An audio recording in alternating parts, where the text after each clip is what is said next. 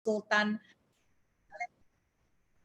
Saya bacakan kurikulum vitae-nya, yaitu beliau lulus dari Fakultas Kedokteran Universitas Indonesia tahun 1983 dan menyelesaikan spesialisasi internis dari Fakultas Kedokteran yang sama tahun 1994 dan kemudian konsultan dari alergi imunologi Fakultas yang sama tahun 2000 dan PhD dari Bogor Agriculture Institute 2009 dan 2019 beliau mendapatkan gelar profesor dan kemudian beliau banyak sekali pengalamannya sebagai dokter, sebagai fellow di UNS dan di dalam 1989-1999 dan kemudian sebagai bekerja sebagai Jakarta Hajj Hospital sebagai internis di rumah sakit tersebut dan kemudian dari 1998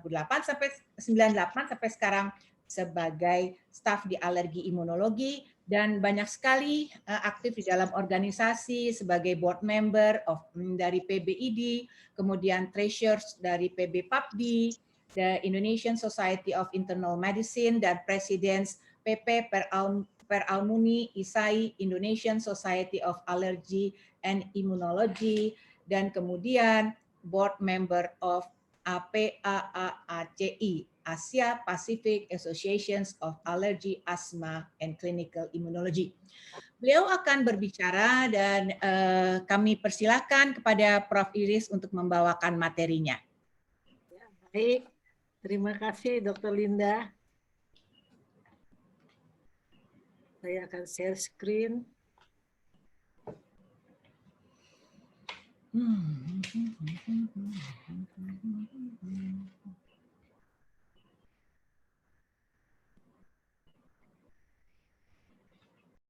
Bisa ya?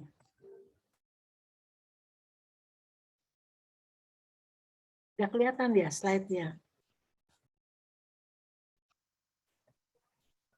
Sudah, Prof. Sudah terlihat. Ya, tinggal slideshow ya. Ya, tinggal slideshow. Ini udah dijadikan host ya? Kok nggak bisa di-share ya? Bentar ya, saya ulang lagi.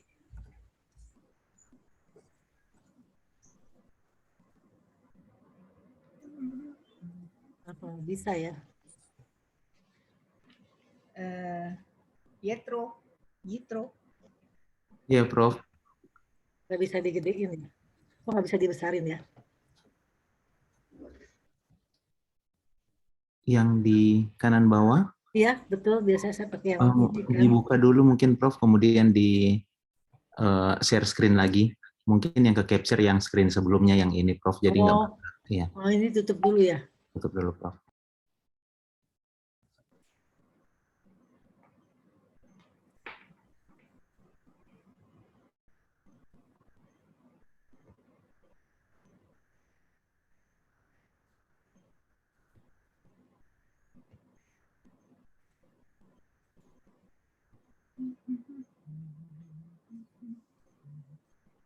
Nggak bisa ya?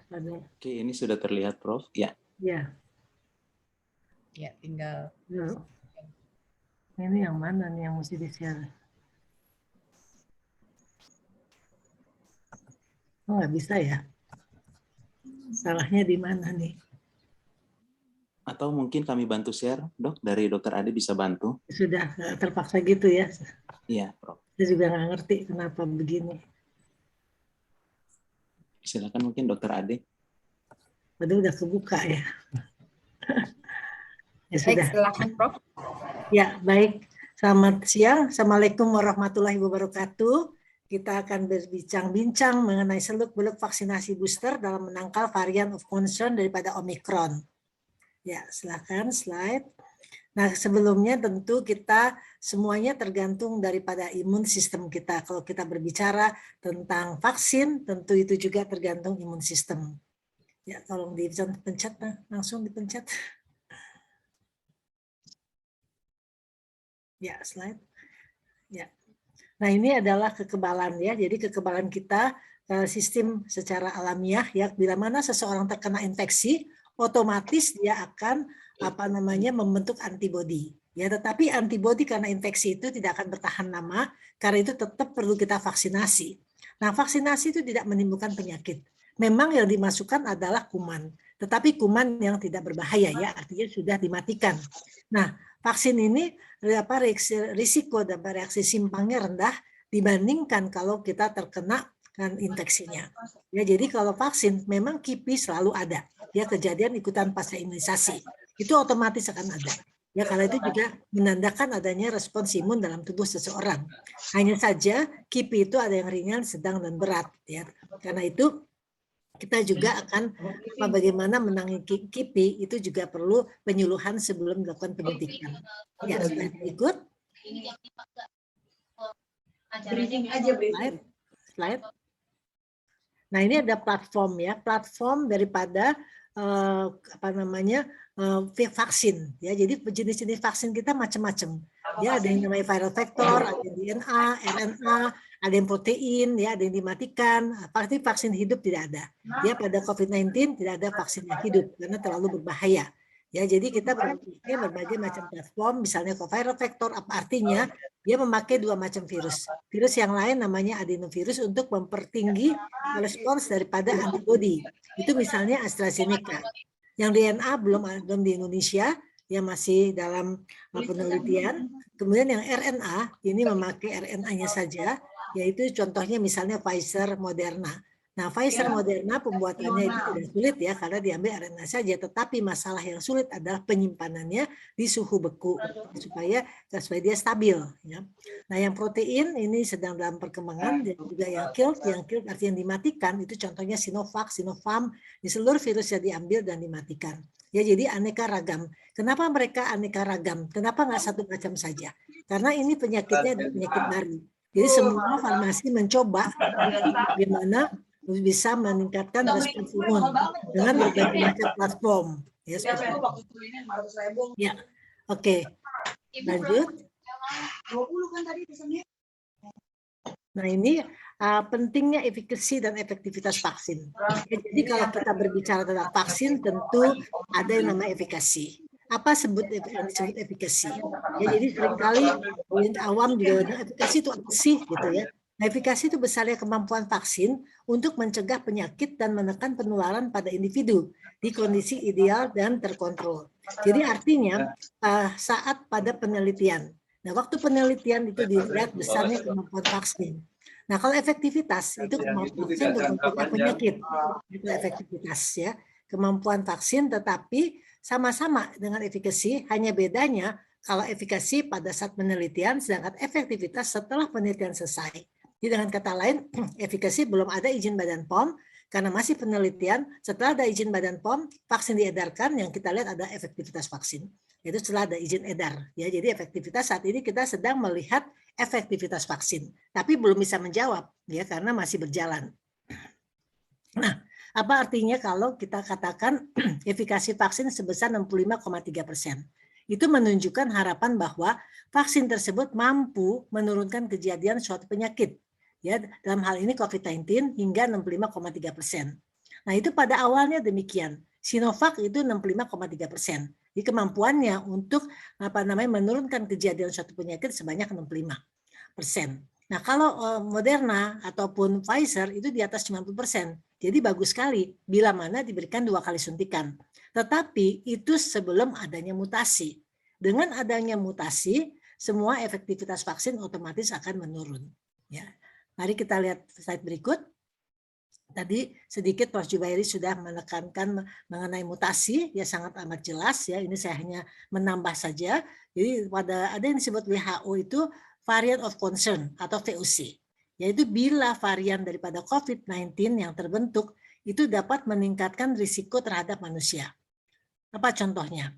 Itu menunjukkan salah satu saja dari 4 ini. Misalnya, dia meningkatkan transmisi, lebih mudah menular. Nah, ini Omicron tuh lebih mudah menular. Karena itu dimasukkan ke dalam VOC. Artinya variant of concern yang betul-betul harus diperhatikan. Menjadi lebih virulens atau lebih ganas dan menyebabkan penyakit lebih parah. Nah, ini kita belum tahu. Ya, masih diobservasi. Secara signifikan mengurangi netralisasi oleh antibodi. Betul, ya, jadi efektivitas vaksin berkurang. Virus dapat mengurangi efektivitas pengobatan, vaksin dan diagnosis, betul. Ya, jadi karena virusnya sudah bermutasi, sehingga vaksin yang dibuat pada saat itu, pada saat belum bermutasi. Nah, sekarang virus sudah beberapa kali bermutasi, sehingga efektivitas vaksin otomatis akan menurun. Ya, slide berikut. Nah, apa sih mutasi sebetulnya? Mutasi itu kejadian natural, alamiah. Ya, jadi virus jenis RNA atau virus jenis COVID itu otomatis bermutasi. Ya, setiap waktu dia akan bermutasi. Ya, dan mutasi itu sebetulnya ada replikasi atau pembelahan virus yang error. Ya, ketika waktu dia replikasi terjadi error. Nah, virus RNA karena COVID-19 termasuk virus RNA umumnya bermutasi lebih cepat dibandingkan dengan yang virus DNA. Tetapi coronavirus ini cenderung bermutasi lebih lambat daripada virus RNA lainnya. Ya, karena mereka memiliki enzim yang dapat mengkoreksi error yang terjadi selama replikasi. Nah, slide berikut. Nah, kita lihat sekarang hasil dari mutasi yang saat ini yang sedang digembar-gemborkan oleh masyarakat dan seluruh dunia adalah varian Omicron. Ya, slide berikut. Nah, Omicron itu kodenya adalah B11529, yaitu kodenya. Di setiap varian baru itu ada kodenya.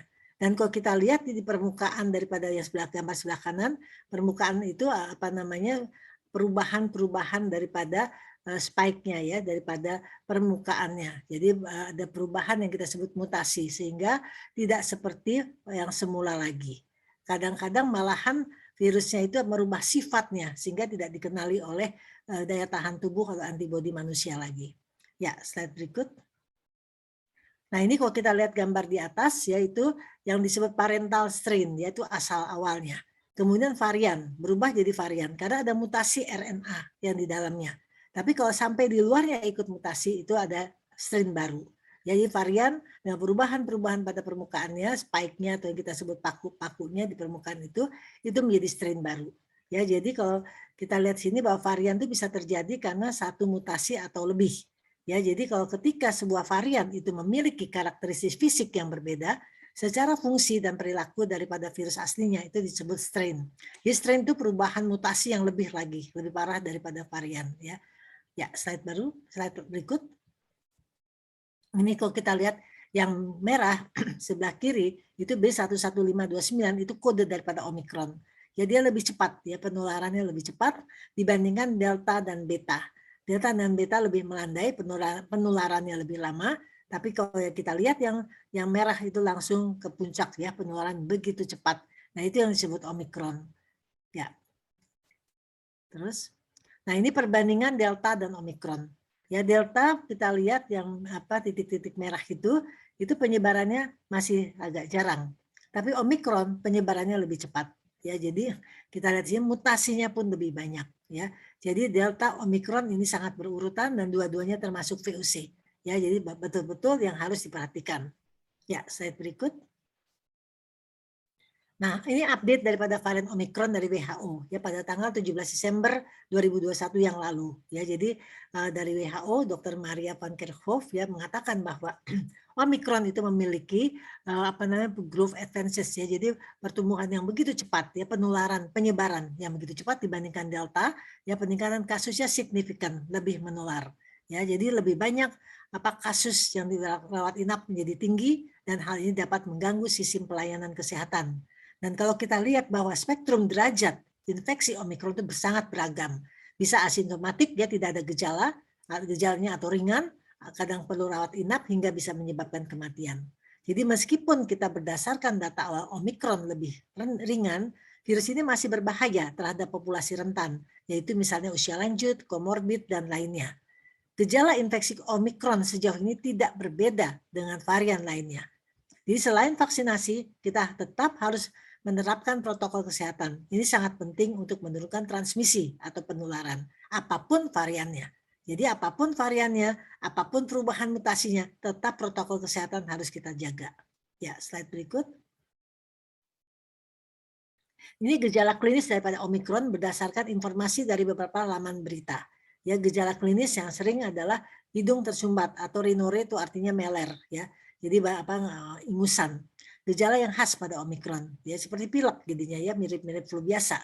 nyeri tenggorok, terutama tenggorokan gatal, gejala yang khas pada Omikron. Nah, pada flu biasa juga itu ada, ya. Mudah lelah, sakit kepala, nyeri otot itu juga mirip-mirip pada flu, ya, dan batuk. Ya, slide berikut. Nah, ini gejala klinis berdasarkan laporan 43 kasus di Amerika Serikat pada tanggal 1 sampai 8 Desember 2021. Kalau kita lihat batuk banyak, ya. Fatigue, ya, rasa cepat capek, lelah, lesu, ya, 65%. Hidung tersumbat, ya, itu 59%. Demam 38%. Malahan demamnya belakangan, ya. Kalau Delta demamnya lebih cepat, ya. Mual muntah tidak banyak, sesak napas juga tidak banyak dibandingkan Delta, ya, diare dan anosmia. Anosmia tidak bisa ada penciumannya berkurang, ya, tidak tajam seperti awal. Ini malah sedikit, ya, kalau Delta lebih banyak. Jadi memang mirip-mirip tapi persentasenya beda-beda, ya, persentase daripada keluhan. Karena itu Omikron dikatakan keluhannya sangat amat ringan seperti flu biasa. Nah, ini yang harus kita hati-hati karena kita tidak bisa memprediksi, ya, kayak seperti OTG, tahu-taunya itu udah Omikron. Nah, orangnya belum merasakan apa-apa, ya. Ya, slide berikut. Nah, sekarang tadi homolog dan heterologous tadi Prof. Zubairi sudah menjelaskan. Saya yang menambahkan, ya. Jadi kalau kita lihat di sini, ya, tolong dicetek lagi. Tolong dicetek lagi slide-nya. Nah, ini SARS-CoV-2 vaksin, ya. Jadi kita lihat di sini ada Pfizer, ada Moderna. Nah, itu basicnya atau platformnya adalah messenger RNA atau mRNA. Ya, kalau AstraZeneca, Gamaleya atau Sputnik, ya, Sputnik dari Rusia sudah masuk ke Indonesia juga, ya. Nah, itu the viral vector. Dia memakai dua virus. Virus yang satu namanya adenovirus, ya, jadi itu digabungkan dengan yang COVID-19 yang sudah tidak aktif, ya. Nah, itu supaya efek antibodinya menjadi lebih tinggi. Jadi berbagai cara farmasi berusaha meningkatkan bagaimana antibodi bisa tinggi supaya bisa bertahan lama melawan si COVID-19. Sinovac atau CoronaVac nama lainnya, ya, kalau di kita CoronaVac, di China Sinovac atau Sinopharm, ya, dan ada juga Sinopharm, itu merupakan vaksin yang diinaktivasikan, vaksin mati yang tidak aktif lagi, ya. Nah, itu yang buatan China. Ya, jadi platform-platform yang ada. Ya, slide berikut. Ya, slide. Ya, terus, nah ini kita lihat. Kalau kita lihat di sini, dosis pertama, kedua yang saya katakan, itu mendapatkan efikasi yang baik sekali. Ya, kalau Pfizer itu 95%, Moderna 94%, itu dua-duanya messenger RNA, basicnya, ya, platformnya. AstraZeneca 76%, ya, Gamaleya dari Rusia 91%. Sinovac 65%, ya. Nah, itu kalau 1 dan 2 sama, itu namanya homolog, ya, homolog. Kalau 1, 2 sama baru bisa menghasilkan efikasi seperti ini, tetapi terhadap virus yang sebelum mutasi, virus yang Wuhan asli, ya. Ya, slide berikut. Ya, terus tekan sampai muncul semua. Nah, ini di luar negeri mereka melihat bagaimana kalau 1 dan 2 berbeda. Jadi yang 1 misalnya AstraZeneca, yang 2 Pfizer, gitu, boleh nggak sih? Boleh-boleh aja, ya. Itu namanya heterologous, ya. Jadi melihat bagaimana pembentukan antibodi. Ternyata kalau 1 dan 2 berbeda, di luar negeri diberikan seperti itu, ternyata antibodinya juga bagus, ya, ternyata. Ya, slide berikut. Nah, ini contoh yang heterologous, ya. Misalnya dia pakai AstraZeneca, kemudian yang keduanya Pfizer. Dibandingkan dengan pertama AstraZeneca, kedua Pfizer, homolog, ya, sama namanya homolog. Kemudian Pfizer dengan Pfizer itu homolog juga. Dilihat Pfizer, Astra Pfizer. Yang mana yang paling tinggi antibodinya? Antibodinya namanya netralisasi antibodi atau neutralizing antibodi, artinya antibodi yang bisa menetralisir si virus COVID-19. Nah, kita lihat ternyata dari penelitian Matias et al. Di Lancet, ya, itu mengatakan bahwa yang AstraZeneca dan Pfizer itu dua-duanya itu lebih baik, ya, ternyata lebih tinggi antibodi yang terbentuk. Jadi 1 dan 2 aja berbeda udah lebih tinggi, ya. Ya, slide berikut. Nah, ini jadi bagaimana perbandingannya jadinya. Jadi yang benar tuh yang mana? Homolog apa heterolog? Ya, kalau di luar negeri mereka mencoba 1, 2 homolog, 1, 2 heterolog. Jadi artinya suntikan pertama kedua beda atau suntikan pertama kedua sama. Tapi dua-duanya ternyata menghasilkan antibodi yang baik. Ya, malahan dikatakan kalau heterolog antibodinya lebih tinggi. Ya, baik. Kita lihat lagi yang berikut. Di pertanyaannya, heterologous vaksin. Apakah kita bisa memberi booster dengan platform yang berbeda? Jawabannya yes, ya bisa. Itulah yang dilakukan di Indonesia saat ini. Ya, slide berikut. Jadi vaksin dosis ketiga ditarget 12 Januari yang lalu, ya. Jadi dari pemerintahan bersyukur semua mendapatkan gratis, ya. Terutama untuk lansia. Kenapa lansia diutamakan? Karena lansia termasuk golongan yang rentan, ya, sehingga didahulukan untuk mendapatkan vaksinasi yang ketiga, dosis penguat, ya, kita sebut booster. Ya, jadi apa namanya, vaksin yang mana yang boleh? Dua-duanya boleh. Homolog boleh, heterolog boleh, ya, tergantung ketersediaan vaksin. Ya, tetapi karena kita di Indonesia, kita memakainya Sinovac, ya, pada awalnya.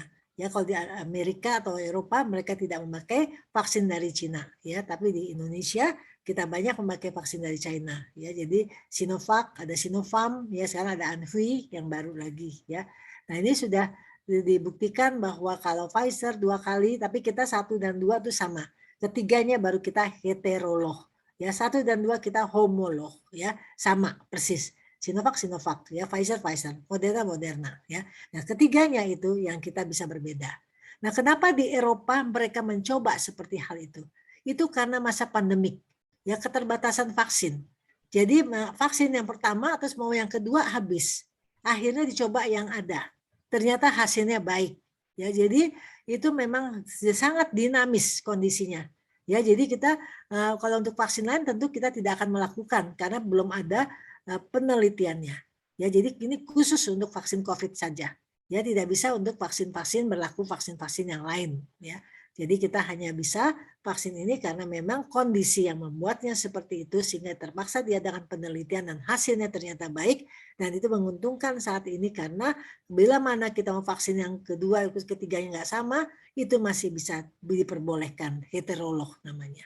Ya, jadi kita bisa mencukupi jumlah vaksin untuk seluruh dunia, ya, terutama juga kita di Indonesia.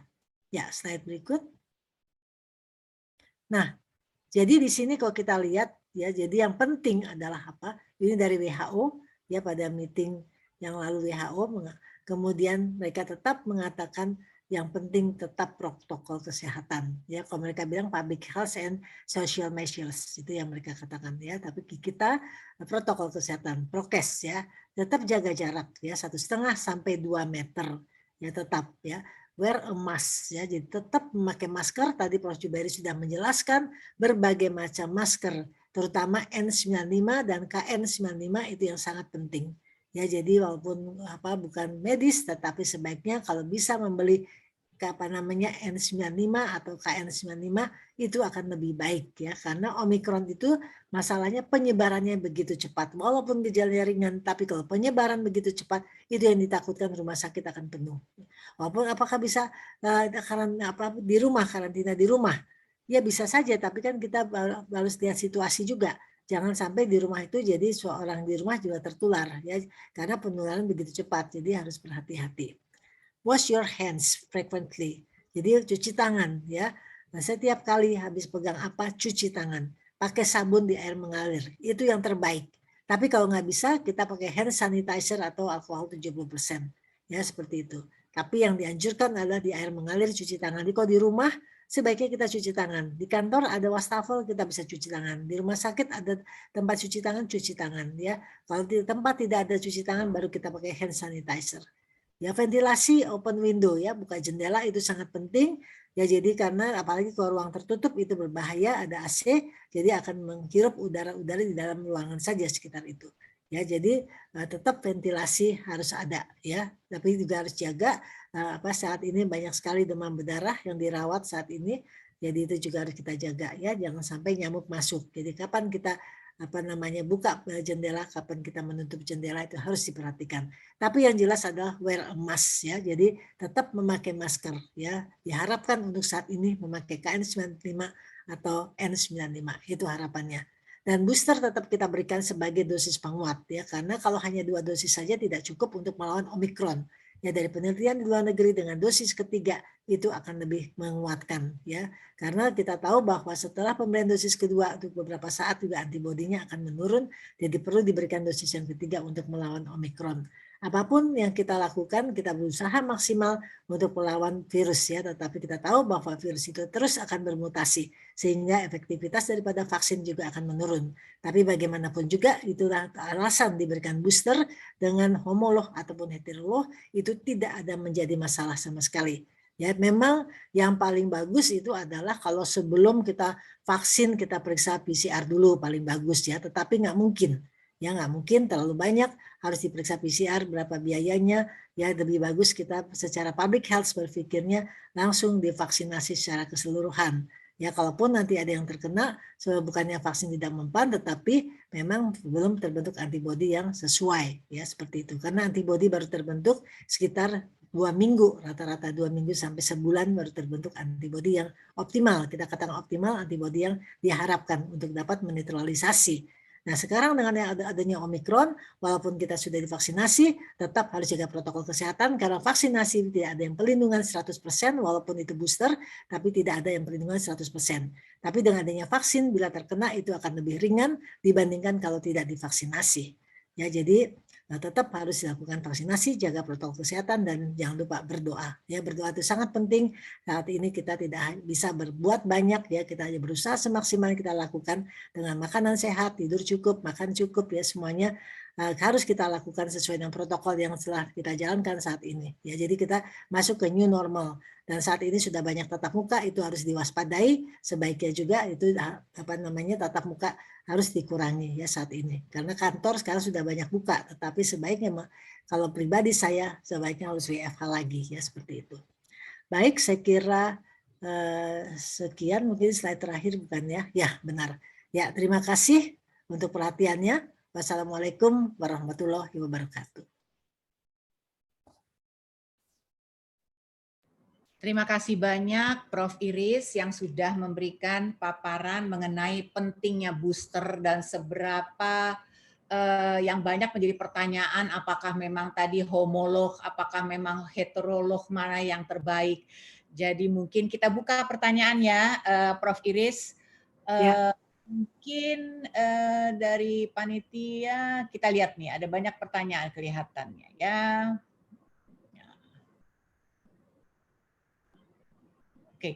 Nah, ini dia dari Ibu Mida, MS, yang terhormat Prof. Iris, lansia apakah sebaiknya di swab PCR dulu sebelum divaksinasi booster ketiga?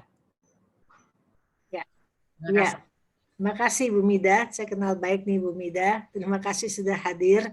Bu Mida, seperti yang saya katakan tadi bahwa PCR memang idealnya memang PCR supaya kita tahu bahwa ini OTG atau bukan. Tetapi tidak mungkin kita lakukan ke seluruh masyarakat ya, terlalu banyak effortnya.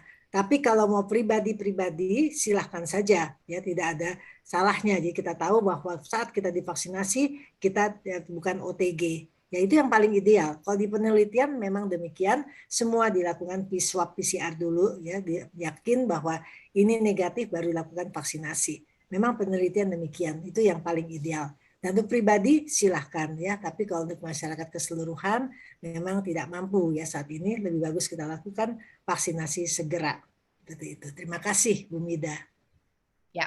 Terima kasih Prof. Iris. Tadi juga sudah diulas ya sama Prof. Iris bahwa kalau misalnya setiap lansia atau setiap yang mau kita lakukan vaksinasi itu kemudian di PCR dulu, wah itu tentu akan memakan biaya ya, tapi dari segi publiknya akan membebani. Baik, ada pertanyaan yang hampir sama nih Prof. Iris ya, dari Stefani dan kemudian dari Tia. Mengapa dosisnya hanya setengah untuk vaksin ketiga? Kemudian, apakah setengah dosis itu tidak mengurangi efikasi vaksin booster? Terima kasih. Silakan, Prof. Iris. Ya, ini pertanyaan yang baik sekali ya.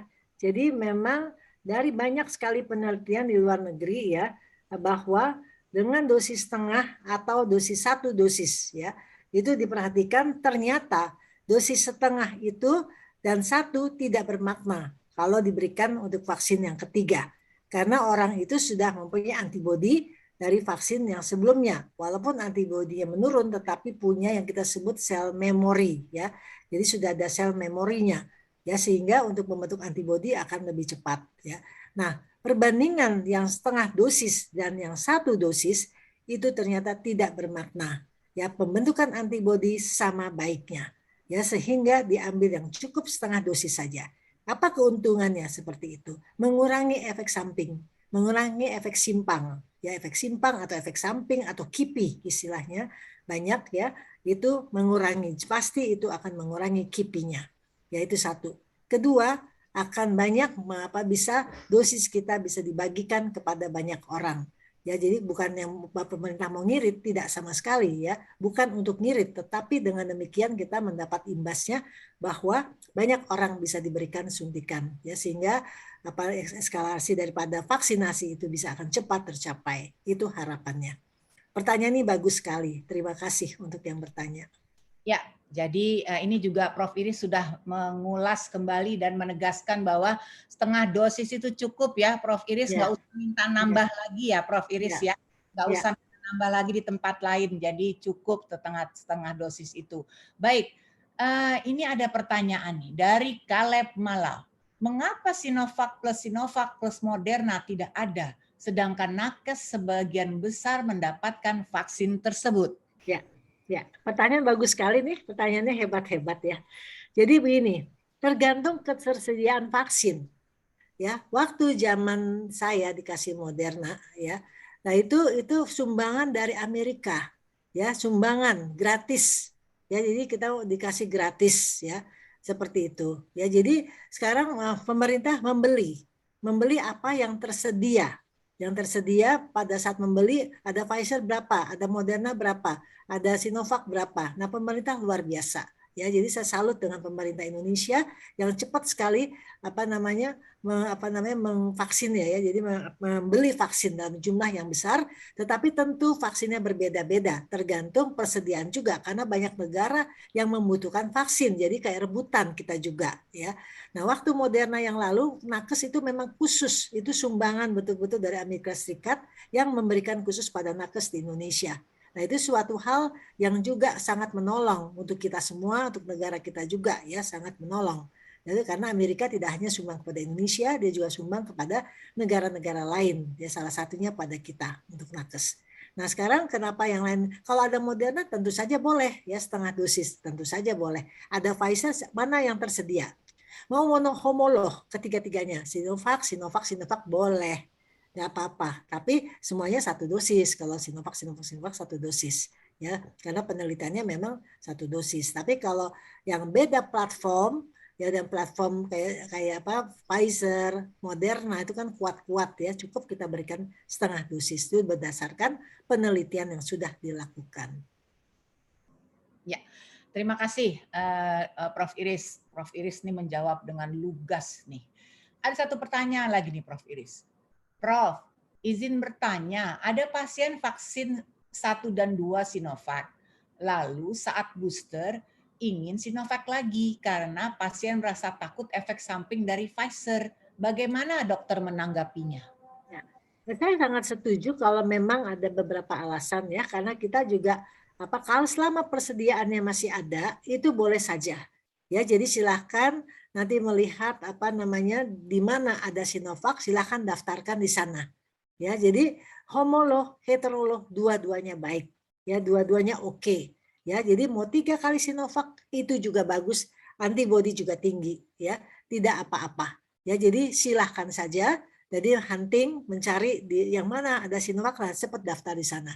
Ya, jadi di sini kita pemerintah berdasarkan persediaan yang ada. Ya, pemerintah tidak pilih kasih. Adanya ini itu dikasih tahu pengumuman. Karena kita harus ingat, ya, bahwa vaksin zaman pandemik itu tidak bisa lama-lama vaksinnya. Ya, mungkin dia hanya bertahan setahun. Jadi dia akan cepat expired. Diganti lagi vaksin baru, ya, seperti itu.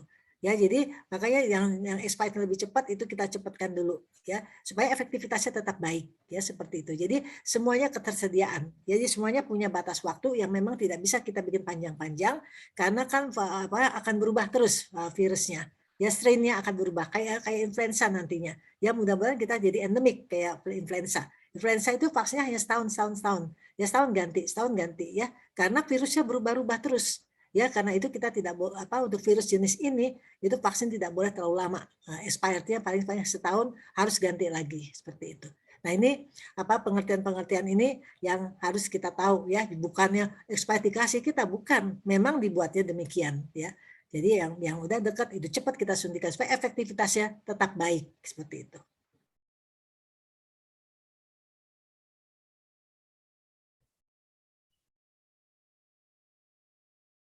Ada pertanyaan ya, masih mute Prof. Ada pertanyaan lagi nih Prof nih. Dikatakan Prof Iris, dikatakan ventilasi yang baik. Kalau untuk praktek mandiri, apakah cukup dengan exhaust fan atau harus dengan HEPA filter? Terima kasih. Ya, sebetulnya yang paling bagus ya HEPA filter ya, yang paling bagus ya, yang bisa menjedot si virus tentunya ya.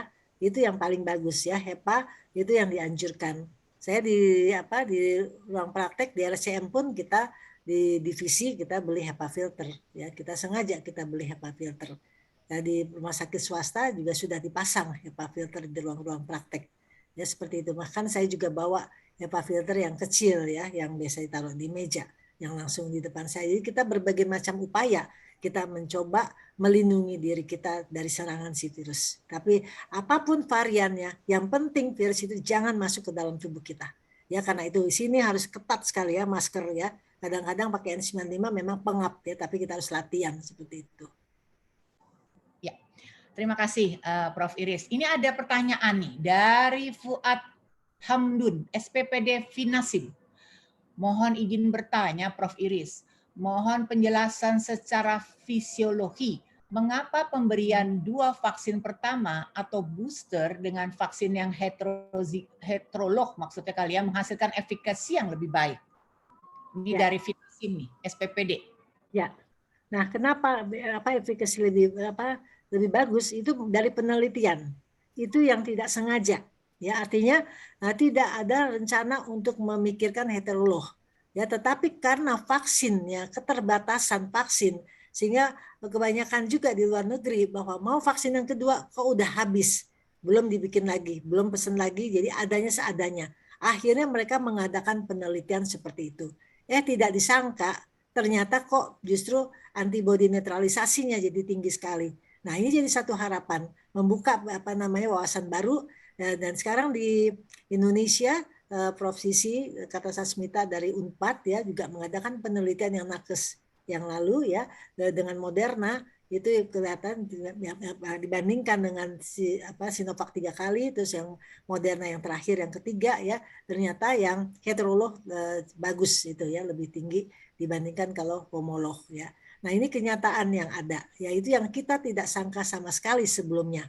Nah ini mau membuka wawasan imunologi ya bahwa ternyata heterolog bisa ya. Jadi kenapa lebih tinggi itu yang saya tidak bisa menjawab karena itu kenyataan yang kita pas diperiksa lah kok lebih tinggi. Nah itu ya. Jadi karena platform yang berbeda ya, platform yang berbeda itu juga membuat epitop ya, lebih ini ya, lebih banyak sehingga respons antibodi lebih baik. Seperti itu. Itu secara imunologi kita bisa jelaskan seperti itu. Ya. Ini ada satu pertanyaan yang menyentil nih Prof. Kita kan tahu ya banyak orang yang kelihatannya dua vaksin nggak cukup, 3 vaksin nggak cukup, ditambah lagi 4 vaksin. Menurut Prof gimana itu? Ya. Sebelum booster. Ya.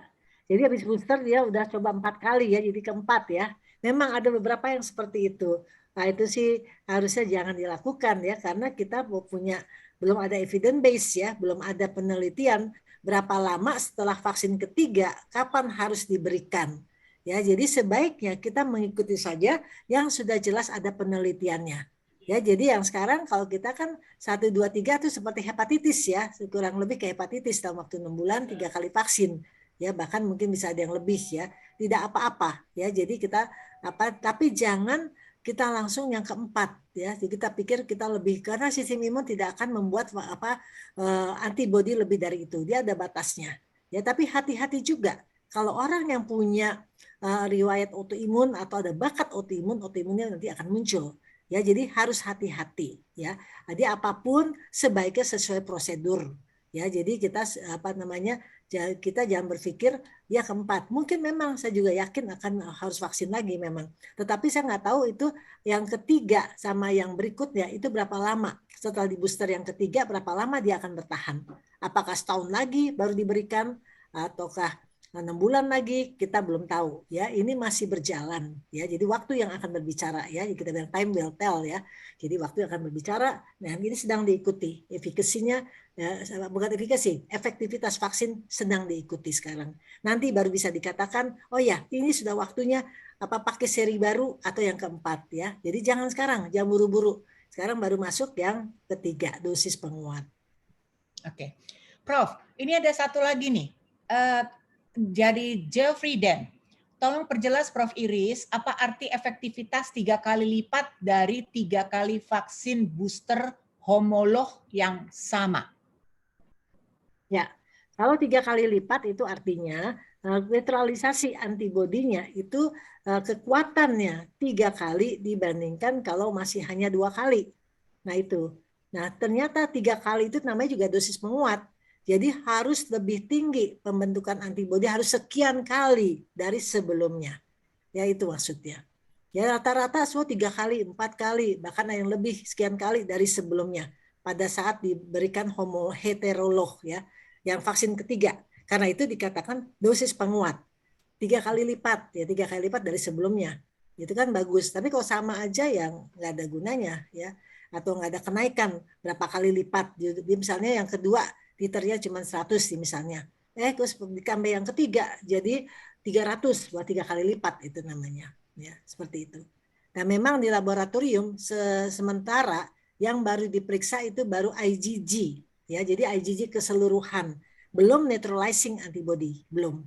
Ya, jadi ada yang rendah atau tinggi, itu IgG secara keseluruhan, IgG total IgG dari antibody yang ada tubuh kita yang dibentuk pada saat vaksinasi. Tetapi kalau yang namanya neutralizing antibody, daya lindung daripada antibody itu namanya neutralizing antibody. Nah, itu belum ada pemeriksaan di Indonesia sama sekali.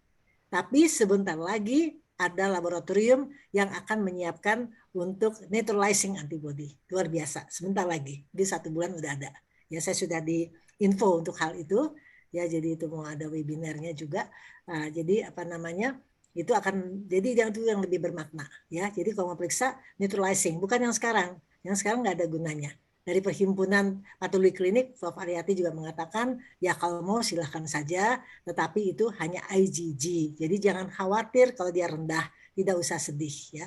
Tetapi kalau nanti yang neutralizing antibody bisa diperiksa, nah itu yang lebih baru kita bisa lihat seberapa kekuatan antibody yang terbentuk di tubuh kita. Oke. Terima kasih ya, Prof. Ternyata karena ilmu terus berkembang terus ya, Prof. ya, dan pemeriksaan terus berkembang terus. Akhirnya memang untuk kemaslahatan kita bersama. Prof, ada satu lagi pertanyaan nih, langsung ke saya nih. Saya hobinya, saya suka sekali transfusi darah. Nah, kapan sih sebaiknya memang diperbolehkan transfusi darah setelah vaksin booster yang ketiga? Sebenarnya 2 minggu juga udah boleh, nggak apa-apa. Nah 2 minggu antibodi kan udah terbentuk, ya, jadi nggak apa-apa. 2 minggu, dan yang penting keadaan kita sehat, kita fit, ya, kita fit. Jadi mau sebulan lagi, 2 bulan nggak apa-apa, ya cepet-cepetnya. Ada yang seminggu juga nggak apa-apa, ada yang seminggu. Tapi kalau saya lebih prefer 2 minggu supaya antibodi sudah terbentuk dengan baik. Tapi ada juga yang seminggu, mereka langsung, gitu, mereka merasa sehat, ya udah nggak apa-apa. Ya, tapi kalau lebih enak 2 minggu supaya antibodi kita sudah terbentuk ya. Memang antibodi sudah terbentuk sebelumnya, tapi dosis penguatnya kasih penguat lagi dia langsung langsung naik ya. Namanya juga dosis penguat ya. Jadi udah ada sel memori masalahnya. Jadi udah ada sel memori ya untuk pembentukan antibodi, sel B memori, sel T memori ya. Itu yang untuk pembentukan antibodi itu sel B tapi dirangsang oleh sel T, ya itu akan cepat sekali dia naik karena sudah pernah dikenal sebelumnya. Ya, jadi seperti itu. Baik, baik. Terima kasih banyak Prof. Iris. Ternyata banyak sekali pertanyaan yang kelihatannya kalau kita kumpulkan masih bisa sampai besok nih yang bertanya nih. Tapi waktu jualah yang akhirnya membatasi kita, dan Prof. Iris mungkin ada pembicara lain atau pertemuan yang lain, dan kita harus sudahi. Terima kasih banyak Prof. Iris Dr. Linda. sarannya yang sangat menarik dan selalu memberikan manfaat bagi kita semua. Akhir kata bahwa saya hanya ingin sedikit memberikan konklusi ya, bahwa yang terpenting adalah mencegah varian baru, mendeteksi varian, dan tes, dan kemudian karantina. Jangan lupa, jangan mengabaikan karantina dan kita dapat memperlambat penularan.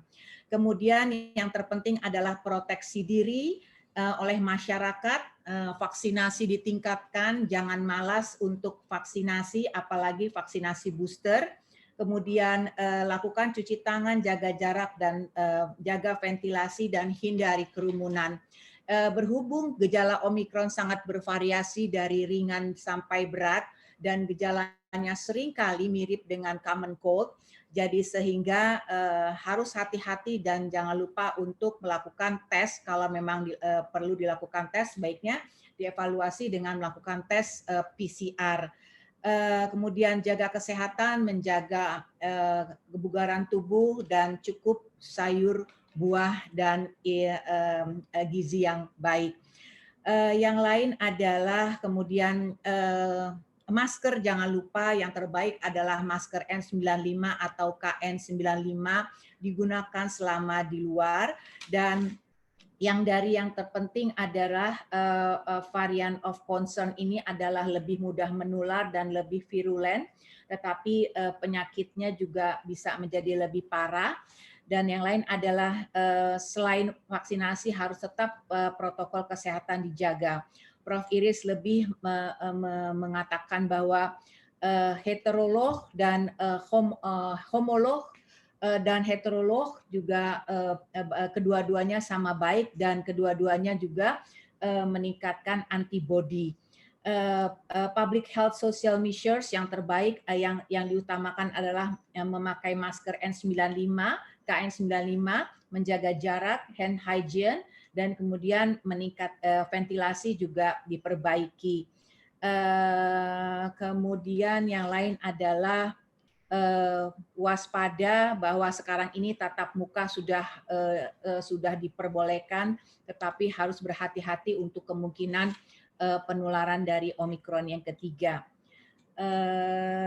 Baik, saya rasa itu saja dari saya sebagai moderator. Saya mengucapkan terima kasih kepada kedua pembicara yang hebat, Profesor Zubairi Jurban dan Profesor Iris, dan kepada pemirsa semua yang sampai sore ini masih bersama kita. Saya kembalikan kepada MC. Terima kasih. Wassalamualaikum warahmatullahi wabarakatuh.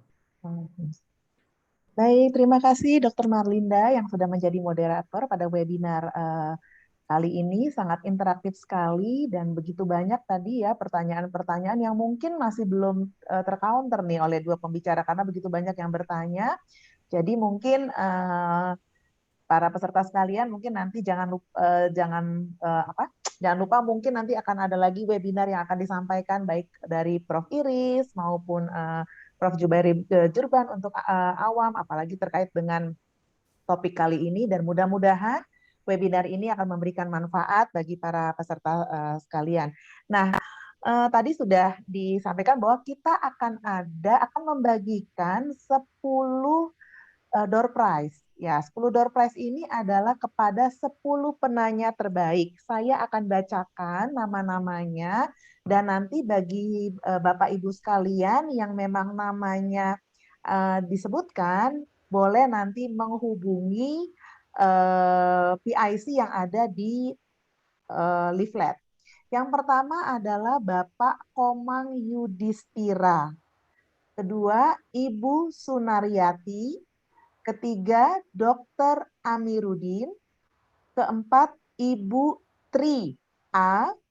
Kelima, Bapak Kaleb Malau. Keenam, Ibu Putri. Ketujuh, Bapak Muhammad Ridwan. Kedelapan, Ibu Ruslani. Kesembilan, Bapak Geoffrey. Dan yang ke-10, Ibu Donda Damanik. Jadi ada 10 penanya terbaik yang akan diberikan door prize dari panitia. Selamat Ibu Sunaryati mendapatkan door prize. Silakan menghubungi panitia. Nanti boleh juga di chat melalui sini untuk nanti dikirimkan, dituliskan alamatnya, nanti akan dikirimkan door prize-nya oleh panitia. Akhir kata, kami seluruh panitia mengucapkan terima kasih kepada kedua pembicara kami, yaitu Prof. Iris dan juga Prof. Zubairi Zurban, serta moderator kita yang cantik, Dr. Marlinda. Terima kasih sudah memoderatori webinar kita pada siang hari ini, dan kepada seluruh peserta yang masih dengan setia sampai akhir ikut dalam webinar kali ini, kami mengucapkan terima kasih. Mudah-mudahan hal ini sangat bermanfaat untuk kita semua, bagaimana kita menjaga kondisi tubuh kita, dan kita juga tadi yang seperti disarankan untuk ikut vaksinasi booster dan tentunya sesuai dengan aturan yang berlaku. Baik, saya Dr. Treisya mengucapkan terima kasih. Sampai jumpa di lain kesempatan. Salam sehat untuk kita semua. Terima kasih. Terima Terima kasih. kasih. Terima kasih pada semua peserta. Terima kasih yang adik. Izin live. Baik, terima kasih. Izin live ya semuanya. Terima kasih. Terima Silakan kasih, dok, Prof. para peserta boleh dipersilakan untuk meninggalkan ruangan untuk menikmati sore. Izin live ya, Dek. Dek. Oke, dok.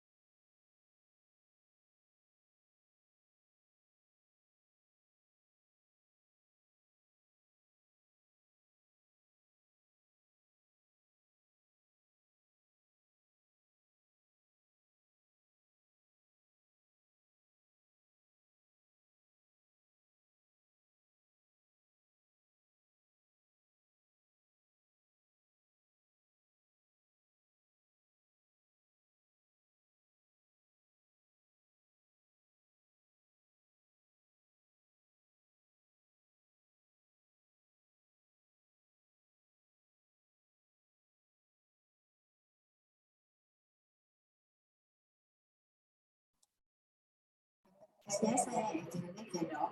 Nanti kita lanjutin. Terima kasih Mbak Ani. Mungkin untuk door prize bisa menghubungi Mbak Ani. Terima kasih.